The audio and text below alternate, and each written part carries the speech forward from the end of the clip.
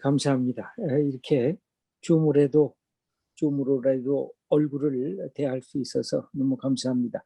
가능하시면 뭐 조금 이렇게 얼굴을 보이시는 게 우리가 서로 대화하고 또 강의를 듣는데 도움이 될 것입니다. 본래 신청하신 분은 한 50여 분 함께 되셨는데 지금 아직 다 못 참석한 것 같습니다. 그러나 이렇게 오신 분들은 다 소중한 한 분 한 분 드립니다. 본래 제목은 For the Life of the World, 세상의 어떤 이 생명을 위한 뭐 이런 제목인데 우리말로 제목은 세상에 생명을 주는 신학이라고 하는 신학의 자가 더 붙어 있습니다. 미로슬라프 볼프와 매슈 크로스문이라고 하는 두 분이 있는데 아마 중심은 미로슬라프 볼프가 다 주도하면서 모든 것을 그렇게 한 것 같습니다. 이 책의 내용을 송영훈 교수님께서 한 30분 정도 이렇게 조금 이렇게 좀 이렇게 내외로 이렇게 여유 있게 하셔도 됩니다. 이렇게 말씀 아마 강의해 주시고 그 다음에 우리가 강의를 들으면서 질문하실 거 질문해 주시고 그리고 함께 우리의 삶의 현실과 이 책의 관계성을 함께 나누는 그런 시간을 가졌으면 좋겠습니다. 신학자가 붙어서 아마 신학을 하신 분도 계실 것 같은데 신학을 하시지 않은 일반 성도님들도 계실 것 같습니다. 다 환영하고 다 우리의 관심의 이 대상이 될 수 있는 그런 주제일 것 같습니다. 이제 송영훈 교수님께서 발제해 주시고 책 리뷰를 한번 해 주실 때 우리 한번 감사의 박수를 치고 시작을 하도록 그렇게 하겠습니다. 예, 감사합니다. 감사합니다. 예. 발제를 맡은 송영훈입니다. 일단은 이 책 내용을 중심으로 다루면서 또 오늘날 우리 한국 사회와 조금 연결될 수 있는 문화와 연결되는 지점도 간간히 좀 살피면서 해보도록 하겠습니다. 제가 일단은 PPT를 이제 슬라이드로 올리고 이제 공유를 하겠습니다. 자, 이제 공유가 잘 보이십니까? 네, 다 보이시죠? 네, 그럼 시작하도록 하겠습니다. 세상에 생명을 주는 신학, 신학의 존재 이유를 다시 묻는 이 귀한 저서인데요.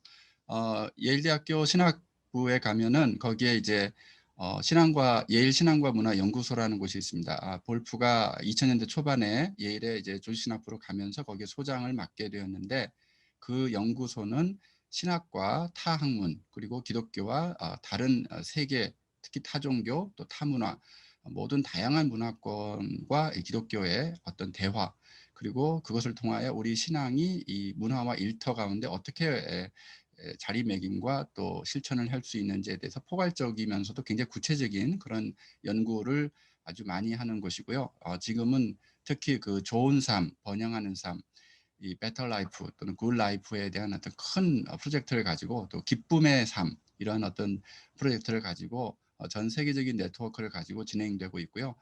그 가운데에는 전 영국 총리인 토니 블레어를 비롯해서 전 세계 정치, 경제, 사회문화, 예술 각 분야에 또 팀 켈러 같은 어떤 목회의 가장 최전선에 있는 그런 목회자들까지 다 포함해서 굉장히 다양한 그 직군이 지금 여기에 참여를 하고 있고요. 이 책은 볼프 개인의 어떤 저서가 아니라 볼프가 주도했지만 볼프의 제자들과 또 많은 학생들 그리고 그 이제 예일대 신학부를 중심으로 해서 전 세계 볼프가 이 주제에 대해서 네트워크를 갖고 있는 많은 북미와 또 유럽의 신학자들 또 우리나라에도 한 번 오셨었죠. 한 3년 전에 오셔서 그 세문안교회 국제 언더우드 심포지움에 오셨고 또 장신대에서 이 세상에 생명을 주는 신학 이 주제로 또 발표를 하셨었습니다. 그리고 그것에 대한 한국 방문에 대한 소회도 이 책에서 직접 밝히고 있습니다.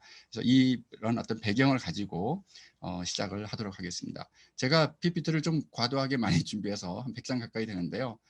굉장히 빠른 속도로 이 책의 내용과 또 관련된 내용들을 살피면서 정선희 목사님께서는 한 35분 정도 얘기하셨는데 좀 시간을 맞춰보면서 해보도록 하겠습니다. 이제 볼프는 이제 제가 아까 말씀드린 것처럼 주요 저서들의 이제 일과성령, 인간의 번영 이런 책들이 굉장히 또 광장의 선기독교 이런 모든 책들이 사실은 학문적인 저술들인데 이것이 이 세상에 생명을 주는 신학 이 책에서는 일종의 선언문 형태로 압축됐다, 발전적으로 압축됐다 이렇게 보시면 되겠습니다. 목차에서는 이제 신학이 왜 중요한지 그리고 인간이란 누구인지 또 신학이 지금 어떤 위기를 맞고 있고 갱신을 위해서 어떤 일들을 해야 되는지 그리고 또한 이 보편성 그러니까 번영하는 삶이라고 하는 각축을 벌이는 경쟁하는 세계 모든 고등 종교와 또 다양한 하위 문화들이 또 각종 철학 다양한 학문 분야에서 과학 여러 문화와 문명에서 이 번영하는 삶을 이제 경쟁적으로 이제 어떻게 보면 이제 서로 이제 가치를 이제 가지고 이제 경쟁하고 있는 시대라는 거죠. 그런 가운데 이 번영하는 삶이라는 것이 갖고 있는 보편성이 담고 있는 어떤 문제점, 도전, 그리고 또 그럼에도 불구하고 왜 그것이 또 어떠한 보편성을 또 우리 기독교는 가져야 되는지 이런 부분들을 다루고 있고요. 신학자의 삶이란 어떠해야 되는지 번영하는 삶의 비전 이렇게 되어 있습니다. 시작부터가 아주 재미있습니다. 우리의 딸 미라 프랜시스와 유니아 루스를 위해서. 이 미라 프랜시스는 늦둥이 딸입니다. 볼프의. 그리고 유니아 루스는 이 매슈 크로스문의 딸인데요. 이 책의 가장 뒤에 보면 기쁨에 대한 얘기가 나오는데 바로 이 딸들이 바로 자기들의 최고의 기쁨이었고 이 신학을 할 수 있는 어떤 원동력 중에 하나였다 이런 표현을 합니다. 그런데 이제 사실 저희 나라에서는 이제 정인이 사건을 비롯해서 정말 이 자녀들이 많은 어려움을 겪는 그런 부분들을 제가 좀 생각하면서 첫 장부터 좀 마음이 아팠습니다. 지금 혹시 그 켜져 있는 분들은 음소거를 부탁드리겠습니다. 또 신학이 왜 중요한지 나의 이야기가 아니라 우리의 이야기로 돼 있고요. 볼프가 이제 어린 시절, 청소년 시절에 아버지가 공산주의 그 수용소 티토하에서 이렇게 수용소 생활도 하고 이제 예수 믿는다는 이유로 많은 핍박을 받았는데 결국에는 아버지가 오순절교회 이제 목사가 됩니다.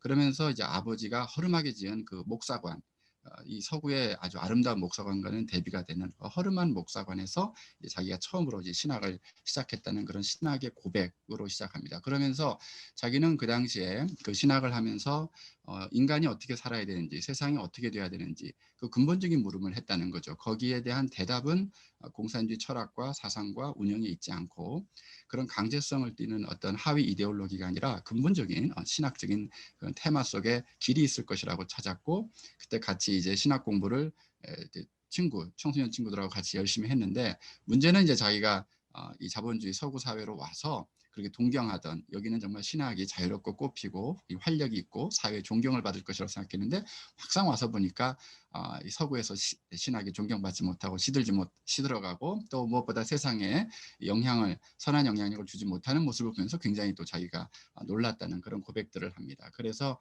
빅미의 어떤 그 서구 신학과 리틀미의 동구권 신학 이런 배경 속에 시작했다고 볼 수 있습니다. 데이비드 브룩스가 했던 워딩을 좀 사용해 봤습니다. 자, 그래서 신학은 볼프의 정의는 의와 평화와 기쁨의 이 바울의 정의죠.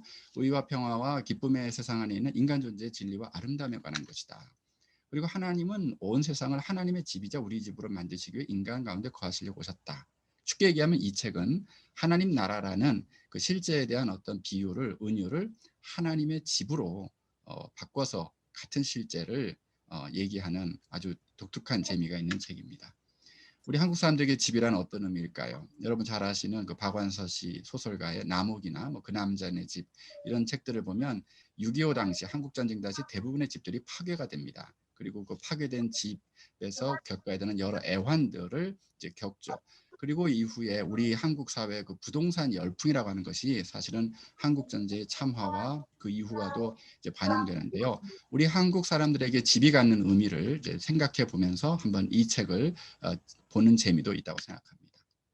자, 그래서 이 책은 이제 창조에서 완성으로 가야 되는 원래의 원음이 있었는데 그것이 타락에 의해서 구속, 즉 중궁극적 번영이라는 새로운 궤도를 타면서 다시 돌아가는 그런 길을 이제 보여주고 이 책의 이 그림이 이 책의 아주 모든 페이지에 다 녹아들어 있다 보시면 되겠습니다.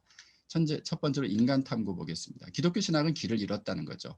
신학의 목적이 다음과 같은데 삶의 비전을 분별하고 명확히 진술하는 것인데 그걸 못한다. 모든 그리스도인들은 그러나 이제 신학자라야 된다는 거죠. 그리고 왜 번영하는 삶인가? 여기서 번영은 이제 플러리싱입니다. 이 플러리싱 라이프는 프로스페리티, 이 소위 말해 서구권의 그 번영 신학, 성공 신학과는 다른 개념입니다.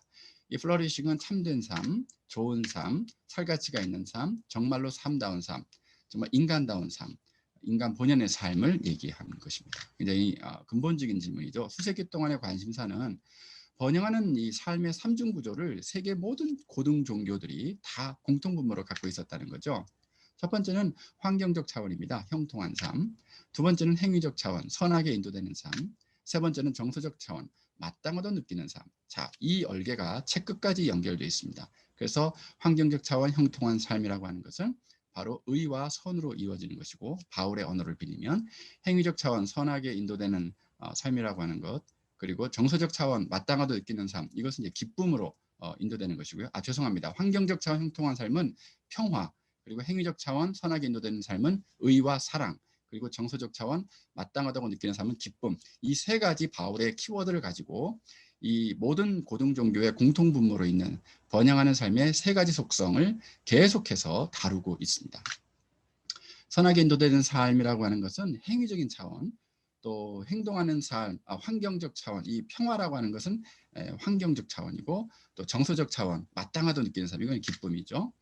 삶의 비전을 선택하기인데 일단은 강요된 선택이 아니라 자유로운 선택을 할 수 있어야 번영하는 삶의 성경의 본래 비전에 맞다는 거죠. 자, 그런데 현대성, 이 모더니티에서 형성된 문화를 우리가 살고 있는데 쉽게 얘기하면 전통 공동체가 무너지고 탈소속화된 개인의 삶이라는 것입니다. 자, 여기서는 모든 개인들이 자기의 삶을 자기가 찾아가야 됩니다. 요즘 이제 아카데미 후보에 올라온 이제 미나리의 감독인 정이삭. 이 정이삭 감독이 어릴 때 미국에 이민 간 2세인데 본래는 예일대학교에 생물학과에 진학을 했고 부모님의 기대에 따라 의대를 진학해야 되는데 워낙에 영화 감독이 되고 싶고 이야기를 만들고 싶고 이야기를 전하고 싶은 자기 꿈이 있는 거예요. 그러면서 정이삭 감독의 고민을 가지고 이제 볼프의 이 그림을 한번 보겠습니다. 나는 무엇을 원하는가가 아니라 볼프는 나는 정말로 원하는 것이 무엇인지를 찾아야 된다는 거죠. 그래서 부모님의 원하는 거 말고 정이삭 감독 본인이 원하는 거, 자기는 이야기를 만들고 풀고 쓰고 나누고 그러면서 한인 공동체들이 미국 삶에서 겪었던 애환들을 미국 사회의 한 중요한 부분으로 만들고 싶다는 거죠. 그래서 원할 만한 가치가 있는 것이 무엇인지, 그리고 나는 어떤 종류의 삶을 원하는지, 그리고 거기서 한 번 더 나가서 정말로 나는 어떤 종류의 삶을 원하는지, 똑같은 영화 감독이라도 어떤 장르, 어떤 메시지를 전하는지 이런 식으로 들어간다는 거죠. 그래서 이런 어떤 이게 바로 오늘날 현대성에서 사람들이 추구하는 어떤 선택의 방식이라고 말하고 있습니다. 그래서 우리가 이제 2000대 초반에 이 현대카드 선전이었죠. 당신의 꿈을 따라가라.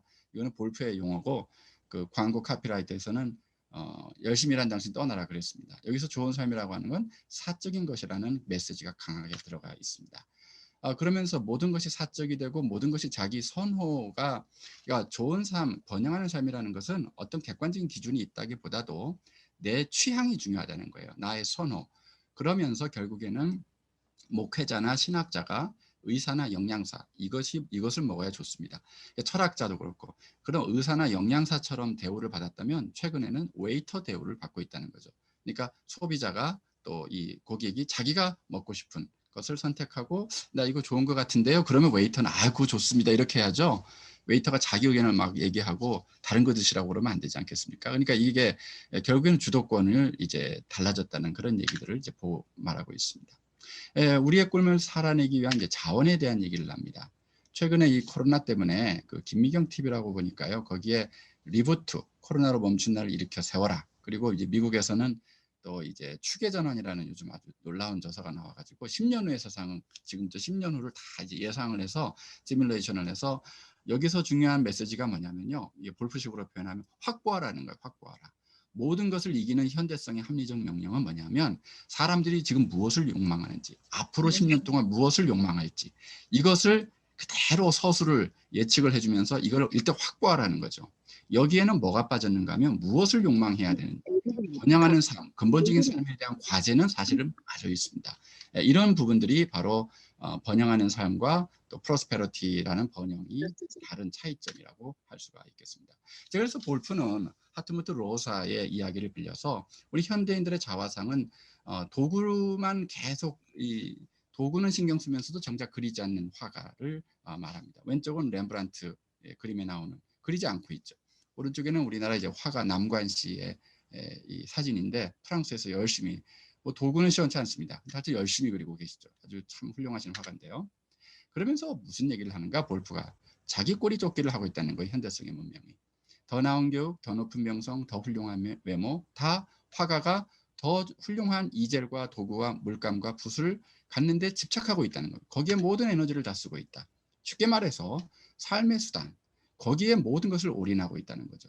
그러면서 프로스페러티에 매몰되어 가고 있다. 그러면서 정작 그 삶의 도구를 가지고 그려야 될 그림은 그리지 않고 있다. 플러리싱으로서의 좋은 삶의 번영, 그것이 A, B, C, D, E 각자 나름의 변주곡들을 연주해 가야 되는데 그려가야 되는데 그렇지 못하고 있다. 이런 얘기를 하는 것입니다.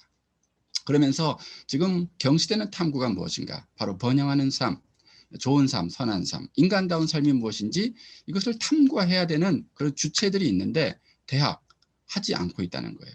그 출발에서 벗어났다는 겁니다. 교회도 그것을 못하고 있다.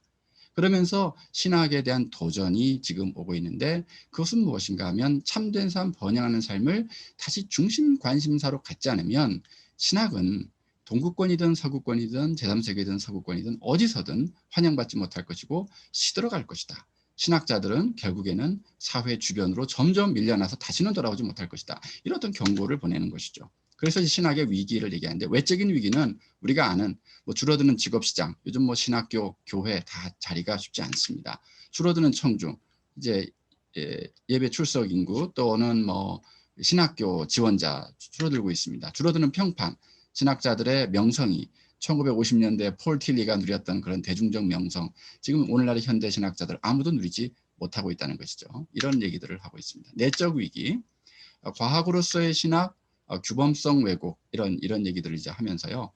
신학이 이 규범성을 제가 좀 더 설명하면서 하겠습니다. 신학이 인간의 번영에 대한 규범적 비전을 위해서 봉사하는 서술적 연구라는 것입니다. 볼프의 정의는 여기에 보면 일단 신학에는 무엇이 있는가 하면 어떻게 살아야 된다, 어떻게 살 것인가는 규범에 대한 얘기가 있고 그것을 가지고 이 사회를 어떻게, 교회를 어떻게 우리가 세워갈 것인가 하는 봉사에 대한 도구적인 측면이 있고 또 그것을 실제적으로 풀어서 설명해가는 그런 서술적인 세 가지 차원이 다 있습니다. 그런데 이 보수 신학과 진보 신학은 각각 이 부분에 있어서 결함을 갖고 있다는 겁니다. 보수는 주제가 없는 새로운 진술을 하고 있다는 것이고 과거에 매몰돼서 진보는 주제 없이 그냥 비판을 계속해서 가하고 있다는 것입니다. 그래서 돼야 되는 모습을 얘기하고 있는데 좀 뒤에 좀 더 살펴보겠습니다.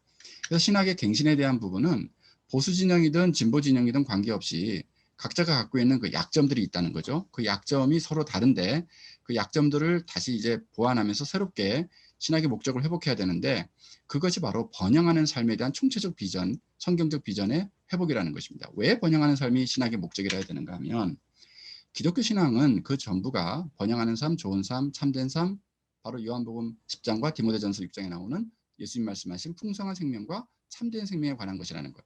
그러니까 결국 볼프가 얘기하는 세상에 생명을 주는 신학의 이 생명은 바로 예수님이 말씀하신 바로 그 생명을 얘기합니다. 그냥 생명이 아니라 풍성한 생명과 참된 생명. 그래서 이 단일한 목적의 다양한 변주를 이제 얘기하고 있는데요. 위대한 기독교 신학이라고 하는 것은 무엇인가? 바로 예수님이 말씀하신 풍성한 삶, 참된 삶의 기독교적인 해석이었다. 그래서 첫 번째 해석은 바로 사복음서와 많은 그 이제 서신서들이었다는 거죠. 그것도 일종의 해석이고 첫 번째 변주였다는 거죠. 왜냐하면 예수님은 실제로 말씀이 육신에서 이 땅에 오셨고 이제 제자들과 사도들이 처음으로 이제 변주곡을 풀어가는 겁니다. 그 다음에 이제 위대한 기독교 신학의 전통들의 다양한 경쟁 버전들이 나온다는 거죠. 토마스 아퀴나스나 또 루터 이런 다양한 경쟁 버전들이 나오는데 그 경쟁 버전 안에 또다시 여러 변주가 있다는 거죠. 루터파 안에도 토마스주의 안에도 또 우리 장로교 안에도 여러 또 변주가 있지 않겠습니까?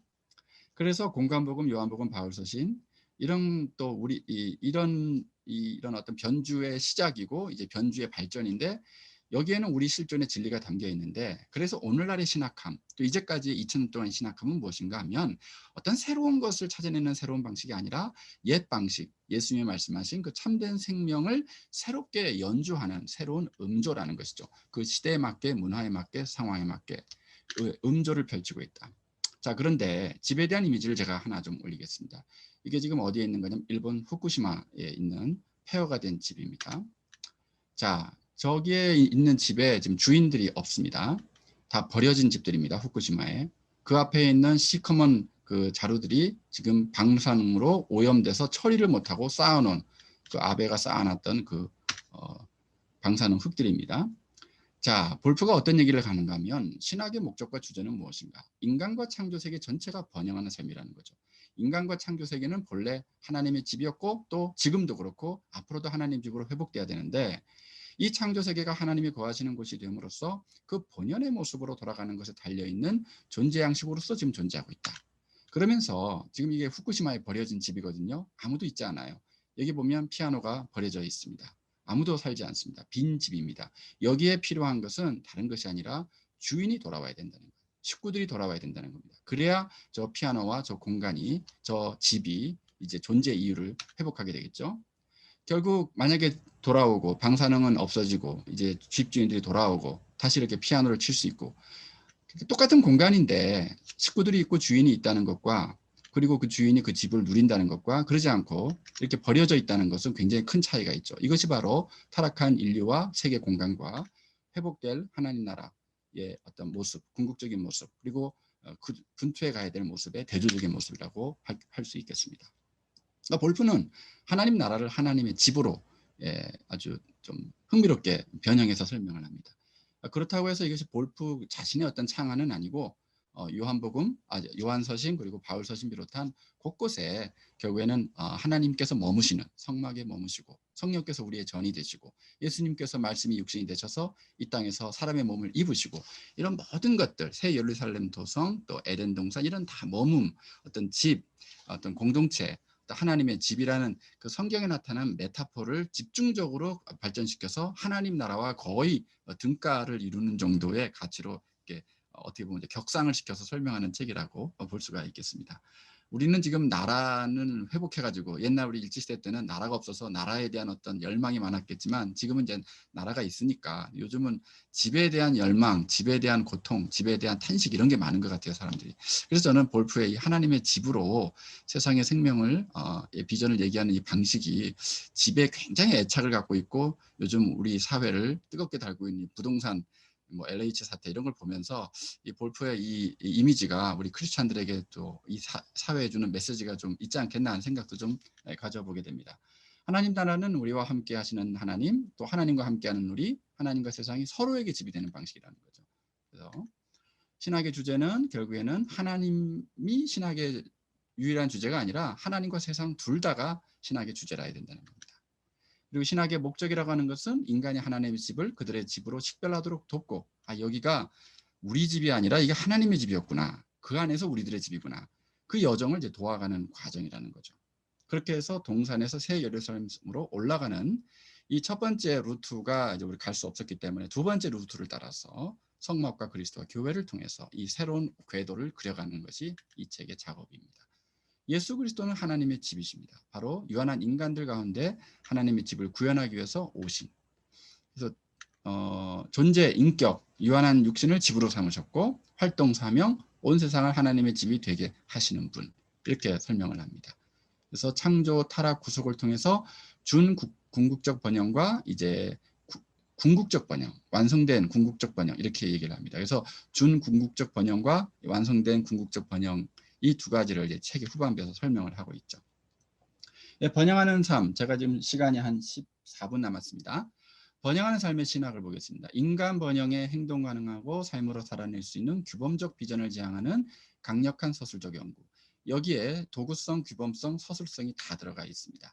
그런데 예를 들어서 과학이라고 하는 건 서술성은 있지만 도구성과 규범성에 빠져 있고, 또 전략이라고 하는 건 서술성과 도구성은 있지만 규범이 빠져 있고, 결국에는 가치가 전략에는 물론 가치지향적인 전략도 있을 수는 있지만 그것은 이제 추가된 것이고, 전략에는 규범까지 들어가 있지는 않거든요. 그런데 이제 이 신학이라고 하는 건 또 사변하고도 달라. 사변은 또 도구성이 없지 않겠습니까? 그냥 사변으로 끝나기 때문에. 신학은 서술과 도구와 규범을 다 갖추고 있는 놀라운 이 영역이라는 거죠. 볼프의 얘기는. 그런데 이제 보편성의 도전을 보면 결국 보편성의 근거는 어디 있는가 하면 한 분 하나님, 하나님의 세상, 하나님의 집. 결국 한 분 하나님이시기 때문에 이 유일신 사상이 보편성의 근거가 될 수 있다고 봤는데 네, 이건 넘어가겠습니다. 그런데 이 유일신 그리고 하나님의 절대성, 한 분 하나님에 대한 어떤 신앙의 단일성 이런 부분들이 결국에는 보편성의 스캔들로 터졌다는 거죠. 이 책에 나와 있지는 않지만 예를 들면 그러면서 이 보편성의 스캔들 때문에 사실은 좋은 삶에 관한 진리에 대해서 헌신하기를 사람들이 망설이는 이유, 특히 근대 이후에 계속해서 망설이는 이유는 어디 있는가 하면 화해가 불가능한 상호 비관용적인 집단에 내가 들어가 버리게 될까 봐 사람들이 이걸 이제 피한다는 거죠. 이게 어디에서 연유가 됐는가 볼 때 가장 큰 것 중에 하나가 저는 종교개혁 이후에 신구교 간에 터진 30년 전쟁의 악몽부터 본격적이 아니었나. 이건 이제 제 해석 중에 하나인데 그때 800만 명이 죽었거든요. 요 끝나고 나서 유럽의 많은 사람들이 교회 떠났습니다. 그리고 근대성의 중대 원인이 사실 이때부터 시작됐다고 보거든요. 그래서 이제 오늘날 보면 현대성은 볼프가 어떤 얘기를 하냐면 오늘날에는 참과 거짓의 범주가 그렇게 중요하지 않고 그냥 각자 개인성과 자기 선호에 따라서 좋은 삶을 스스로 꾸려나가는 그런 어떤 포스트 모더니티가 굉장히 올라와 있기 때문에 지금은 미학과 신용의 범주라는 거예요. 그러니까 참과 거짓이 중요하지 않고 매력과 혐오가 굉장히 중요한 키워드라는 겁니다. 이번에 코로나 사건 났을 때 사람들은 교회가 참과 거짓을 다루는 곳인지 별로 관심을 갖지 않고 정말 저렇게 방역도 안 하고 너무 혐오스럽다. 혹은 정말 잘 준수하니까 저기는 좀 매력이 있다. 이런 식으로 간다는 거예요. 이렇게 사람들의 기준이 미학과 신용, 아름다움과 추함. 그러니까 교회는 이제 좀 추하다, 냄새난다 이러면 끝입니다. 그러면 사람들 오지 않습니다. 이런 시대가 됐다는 거죠. 그래서 이제 보편성이 스캔들을 갖고 있는데 과연 보편성이 필연적인 배타성인가? 그렇지 않다는 거예요. 이제 볼프는 삼위일체 하나님 얘기를 하면서 삼위일체 하나님은 일체성이라는 어떤 통일성을 갖고 있지만 그 안에 삼위성, 즉 하나님은 자기 내적인 구분을 하시기 때문에 통일성과 다양성이 동시에 공존하시는 분이기 때문에 사실은 이 보편성이라고 하는 것은 다양성을 품어주는 모든 것을 아우르는 상호 침투, 상호 내주하는 포괄성을 갖고 있다는 것입니다. 그래서 폭력 없는 보편주의, 진리와 개방의 공존, 보편의 특수성과 경쟁할 수 있는 이런 부분들이 이제 가능하다는 거죠. 그래서 다원주의적인 사회 비전을 떠받치는 기둥으로 볼프는 삼위일체를 믿는 유일신주의에서 삼위일체와 내적인 자기 구분, 삼위 하나님 간의 성부, 성자, 성령 간의 내적인 자기 구분에서 다양성의 기원을 보았고 무조건 사랑하시는 하나님, 세상의 빛, 예수 그리스도, 그리고 하나님의 통치와 인간의 통치를 좀 구분해야 된다. 그리고 모든 인간이 도덕적 평등이고 평등한 존엄성을 갖고 있는 것을 굉장히 존중해야 되고 이것이 현대성에선 점점 올라가고 있다는 거예요. 그래서 요즘 이제 학폭에 대한 이런 얘기들이 많이 나오는 게 아무리 스타 플레이어라도 과거에 연약한 자기 친구 하나를 학대했으면 그 이제는 스타의 자격이 없다는 거죠.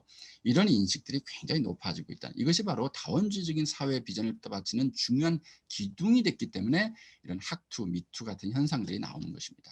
그리고 종교와 무종교의 자유를 일단은 선택할 수 있는 자유를 주고 이제 설득하고 감화시키는 방식으로 가야 되지 강제하고 법으로 되지 않는다는 겁니다. 그래서 즉흥연주에 대한 얘기를 하는데 문화적 차이와 개인의 고유성을 수용하면서 단일한 틀이나 판에 박힌 사람들은 이제 안 된다는 겁니다. 그래서 율법을 강조하는 것이 아니라 각 사람 안에 새겨져 있는 사랑의 율법이 있어서 몸에 잘 맞는 셔츠, 발에 맞는 신발처럼 그것을 살려내야 된다. 하지만 이것이 각자 자의적 선호가 바탕이 되는 것은 곤란하다. 삼일체 하나님을 바탕으로 해야 된다. 이제 이런 얘기를 하는 거죠. 그래서 이게 이 오순절날 이 성령이 떨어지는 이 장면인데 불 하나가 떨어지는 게 아니고 하나의 성령님이 각 사람 머리 위에 지금 불덩이가 돼서 임하는 작품이 있지 않겠습니까? 이게 장 헤뚜라는 프랑스 작가가 그린 그림인데 여기서 성령님은 특정하게 만드시는 하나님, 디바인 파티큘러라이즈라는 겁니다. 모든 인간을 위해 디자인된 것 하나의 그 오순절 역사를 각 개인에게 맞춰서 말음질을 하신다. 각 사람의 머리 위에 맞게. 그래서 각기 다른 언어와 다양한 은사로 고유한 개인들의 특정한 방식으로 그리스도인의 삶을 살아가야 된다는 거죠. 이런 부분들을 이제 보편적 진리를 이제 고유한 번역, 특수성을 가진 이제 번역을 이제 해야 된다. 이런 얘기를 하면서 결국에는 그리스도의 보편적 연주를 우리는 그 보편적 변주의 음조의 안에서 우리는 즉흥 연주를 하는 것이다. 이런 표현들을 이제 해나갑니다. 그래서 이제 음악 재즈로 치면 이게 제가 이거 그냥 옆에 작은 글씨들은 이제 제가 그냥 달아본 낙서입니다. 그래서 재즈가 성경이라면 그 안에는 블루스는 예언서, 시가서, 역사서, 또 그 안에 다시 12마디 블루스는 또 지혜서를 예를 들면 욥기 시편자며 이런 것들이 이제 초반에 원래 원음이라면 그 음조라면 그것을 가지고 우리가 2차적인 표준적 연주를 한다는 거죠. 예를 들어 지혜로움과 어리석음에 대한 묵상, 그리고 오래전 경험과 최근 경험의 비교 성찰 이런 것들을 우리가 개인적으로 말씀 묵상을 한다면 이것이 바로 우리가 말씀을 연주하는 겁니다. 그래서 개인들의 연주는 기도와 일기로 간다는 거죠. 그래서 우리 그리스도인들은 자기 그리스도인의 삶, 성경, 신학, 교회, 평범한 이 그리스도인 이 모든 것들이 다 이제 우리가 즉흥 연주를 할 수 있는 어떤 토대와 바탕과 상호 형성하는 연결점들이 된다는 것이죠. 그래서 우리가 삶으로 살아내려는 비전, 번영하는 삶이라는 그 비전의 음조를 우리 각자의 삶의 음조에 맞춰서 다양하게 즉흥 연주한다. 즉흥을 연주하려면 그리스도를 큰 음조로 보고 내 직업과 장소와 나의 삶, 내 개성을 작은 음조로 봐서 번영하는 삶의 1차적 비전, 참된 생명을 이제 번영하는 삶의 수많은 2차적 버전을 이제 우리가 즉흥 연주를 해야 되는데 여기서 중요한 건 번영하는 삶은 참된 생명, 예수님이 주신 건데 우리는 그 참된 생명을 그대로 누리지 못하고 거짓된 삶의 조건 아래서 존재하는 그런 긴장의 양식 속에 있을 수밖에 없고 그것이 우리가 연주하는 현실이라는 거예요. 그래서 예수 그리스도라는 그것의 원음조에 맞춰서 우리 각자의 이제 음조들을 엮어서 이제 다양한 이런 변주가 즉흥 연주가 이루어진다는 겁니다. 여기서 즉흥은 그냥 자의적으로 마음대로 하는 것이 아니라 원음조에 재즈면 재즈, 블루스면 블루스에 맞춰서 그 숙련된 그런 즉흥 연주를 얘기하는 것입니다. 아무나 즉흥 연주하는 건 아니더라고요. 철저하게 그 기본기에 갖춰져야 되겠죠. 그래서 진리 찾기와 진리 안에서 살기 이것이 이제 신학자의 삶인데 시간이 좀 이제 5분밖에 남지 않아서 제가 조금 속도를 내겠습니다. 결국에는 신학자의 삶과 신학자의 그 사고가 친화성을 가지고 있어야 된다는 겁니다. 그래야 이제 신뢰성이 생길 수 있고 또 그것이 적절성을 갖출 수 있다. 그래서 신학자들의 삶과 그들이 진술하고자 애쓰는 비전 사이에 친화성이 존재해야 된다. 그래서 영양사와 환자 비유를 해요. 영양사가 자기는 먹지 않으면서 환자 보고 자꾸 먹으라고 하면 안 되겠죠. 어떤 이런 일관성이 있어야 된다는 겁니다. 그래서 신학자의 중심적 임무 수행은 무엇인가? 신학자가 분명하게 진술하고자 애쓰는 삶하고 자기가 살려고 애쓰는 삶 사이에 친화성이 있어야 된다는 거예요. 그래야지 신학자의 삶과 인격의 신뢰 지수가 올라가고 그래야 신학자의 연구의 진실 지수가 올라간다는 겁니다. 이게 서로 상호 연동돼 있다 이렇게 말합니다. 예를 들어서 이제 루터를 인용하면서 오직 하나님의 고통을 통해 근본적으로 변화된 사람만이 십자가의 신학자가 될 수 있다. 루터가 이런 말을 하거든요. 그래서 삶과 진술의 역동적인 선순환을 얘기하는데 우리가 알고 있는 뭐 본헤퍼 같은 이분은 이제 길드 신학자죠. 신학교에서 직접 가르쳤으니까 소위 말해서 전문적인 신학자죠. 근데 이분도 신학과 삶의 일치, 친화성을 우리가 잘 알고 있습니다. 자기 신학에 맞는 저항과 참여를 했죠. 나머지 분들은 세 분은 우리나라 분들인데 신학자들 아닙니다. 그러나 신학적인 삶을 살았습니다. 볼프의 용어를 빌리면 우발적 accidental theologian들이라고 할 수 있죠.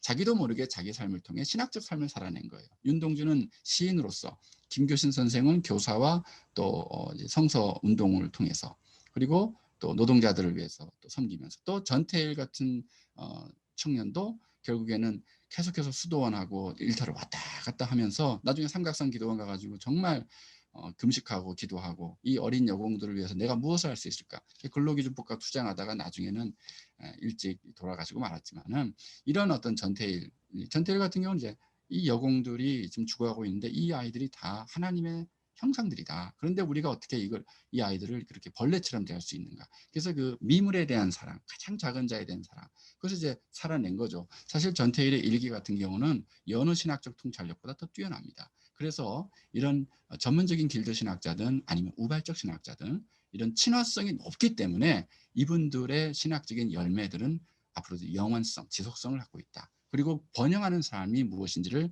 정확하게 지향하고 있다. 말하고 있다고 하겠습니다. 그래서 성자가 아니라 순례자로서의 신학자. 완전하진 않다는 거예요, 신학자가. 그러나 순례자로서 분투하는 삶을 살아야 된다. 사실은 예기성과 자아초탈성이 있습니다. 예기성이라고 하는 것은 지금 어쨌든 우리가 죄성과 어떤 유한성을 갖고 있고, 하나님은 어떻게 보면 불가해성을 갖고 있거든요. 제가 거의 하나님의 불가해성인데 지금 단어가 빠졌습니다. 그 불가한 하나님. 그렇기 때문에 늘 우리는 그분을 쫓아가야 되고, 또 그분으로 하여금 그분에 의해서 우리는 붙잡혀야 되고 경주하는 삶을 살아야 된다는 거죠. 그리고 그래서 제가 이제 흐르는 강 저기 영화 포스터인데요. 항상 우리는 동일한 강물로 돌아올 수 없다는 거예요. 항상 우리 신학적 사유할 때마다 우리의 상황이 달라져 있기 때문에 어쨌든 그래서 우리는 죽는 순간까지 이 땅에서 계속해서 예기적인, 아직 붙잡지는 않았으나 붙잡은 바 된 그것을 붙잡으려고 달려가는 삶, 바울이 얘기하는 그런 삶을 살 수밖에 없다는 겁니다. 신학자의 지적 기질을 얘기하면서 이해를 추구하는 순례자를 얘기하고, 세 가지 사랑이 있어야 돼요. 지식과 하나님과 세상에 대한 사랑, 그리고 대화 상대자, 심지어는 신학적 반대자, 원수에 대한 사랑도 있어야 되고, 용기도 있어야 되고, 감사, 겸손 이런 얘기하고, 확고함만 있어서는 안 된다. 확고함에 부드러움이 곁들여져 있어야 된다. 그리고 신실해야 된다. 이런 얘기를 하고요. 신학자들은 결국에는, 또 신학적인 삶은 그리스도인들은 세상의 지혜와 세상의 형체사에서 왔다 갔다 이렇게 시계추처럼 살다가 결국에는 재진술과 삶의 조건이 서로 맞물리는 선순환 가운데 점점 올라가서 나중에는 그리스도의 정신과 그리스도의 길 사이에서 오가는 그런 신학적 사유와 실천의 삶으로 상향해 올라가는, 이것이 바로 번영하는 삶을 향한 순례자의 삶이라는 것입니다. 그래서 자아초탈적이다. 즉 쉽게 얘기하면 신학자들의 가르침 결국 그들 자신의 것이 아니라는 거예요. 질그릇의 보배라는 거죠.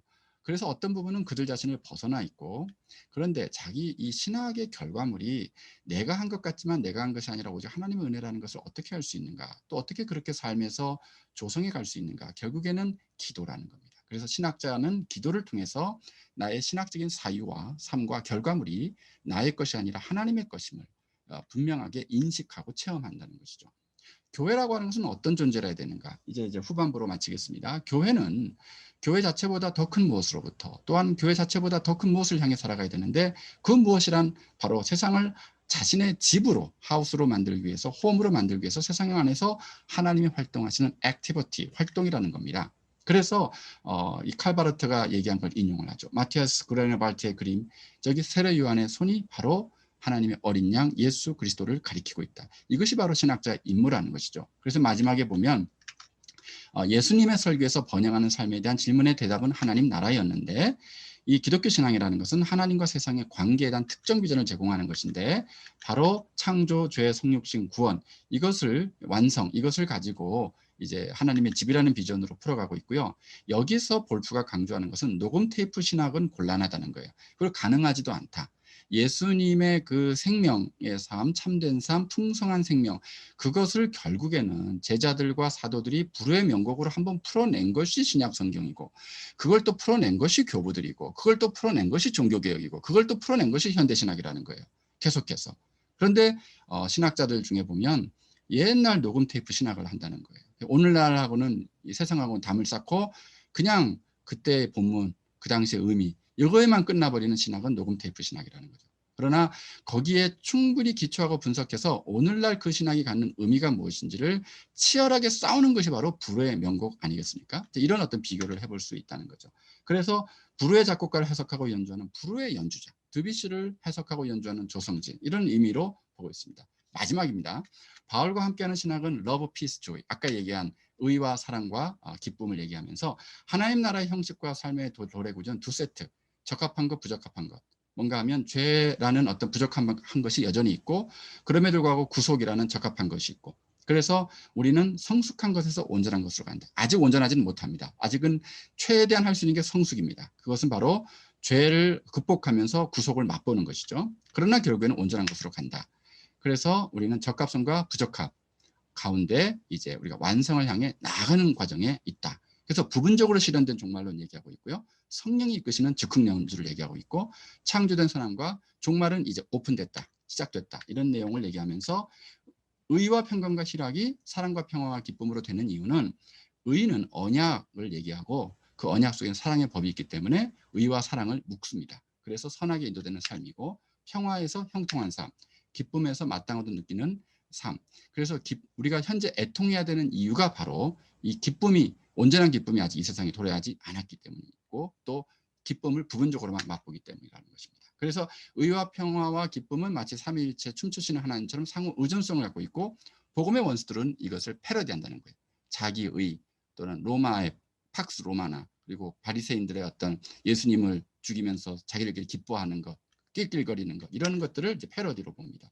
그래서 평화와 기쁨과 사랑이 세 가지 차원에서 이게 페리코레시스 그림으로 상호 연동돼 있다 이런 것들을 말하고 있고요. 이 모든 것은 선물로 받는 이 번영하는 삶은 이제 성령의 선물로 받는데 결국 이제 마무리하자면 하나님 나라와 하나님의 집이 동일한 실제의 두 측면을 가리킨다는 것이고 좋은 삶의 세 측면 계속해서 강조하는 사랑과 평화와 기쁨의 공통점은 하나님과 세상과의 친밀성이라는 거예요. 그래서 여기 보면 성령은 담보다 이런 표현이 나오거든요. 볼프가 최근에 나왔던 영화 중에 담보라는 영화가 있습니다. 저 꼬맹이가 빚진 어느 여자 엄마의 딸을 뺏어와요. 요 두 녀석은 이제 그 사채업자들입니다. 그런데 얘를 이제 담보로 갖고 있으면 이제 돈을 받을 수 있을 것이라고 했는데 결국은 얘를 통해서 이 두 남자가 이제 건실한 아주 제대로 인간다운 인간으로 변화돼가는 굉장히 재미있는 코미디 영화인데요. 꼭 여러분 보십시오. 저는 7번 방의 선물보다 사실 이 영화가 더 좋았습니다. 저는 이제 이 성령은 담보다. 얘를 갖다가 담보라고 불렀거든요. 아저씨 저는 누구예요? 너는 담보야. 이렇게 얘기하거든요. 나중에 빚 받으려면. 그런데 결국 성령님께서 우리에게 사랑과 화평과 기쁨을 미리 맛보게 하시는 담보이시자 나중에 궁극적으로 맛볼 수 있게 하시는 담보라는 거죠. 이 담보의 역할이 굉장히 중요하다고 이제 볼프는 강조를 하고 있습니다. 의와 사랑, 평화, 기쁨의 상호 의존성 이런 부분들을 이제 보고 있습니다. 비전을 서술해야 되고 번영하는 삶이란 그 기독교 신학의 비전을 서술해라, 분별해라, 권해라 이런 얘기를 하면서 마지막으로 이제 몰트만이 우리의 신학의 중심은 하나님이라 해야 된다 했는데 볼프가 맞습니다. 자기 스승 볼트만이 한 얘기 맞습니다. 그러나 거기에 플러스 알파 우리가 하나님을 위한 신학자이긴 해도 우리가 하나님의 유익을 위한 신학자는 아니지 않습니까? 바로 하나님은 신학을 필요로 하지 않기 때문에 하나님은 모든 걸 다 알고 이미 다 알고 계시는데요. 신학이 필요한 존재는 결국에는 바로 우리라는 거죠. 인간이라는 거죠. 그래서 세상의 생명을 위한 참된 삶을 위한 신학자들이 되는 것이 사실 하나님께 영광이 아닐까 이런 얘기를 하면서 마무리를 합니다. 여기까지 해서 제가 오늘 발제를 마치도록 하겠습니다. 제가 공유를 중지하겠습니다.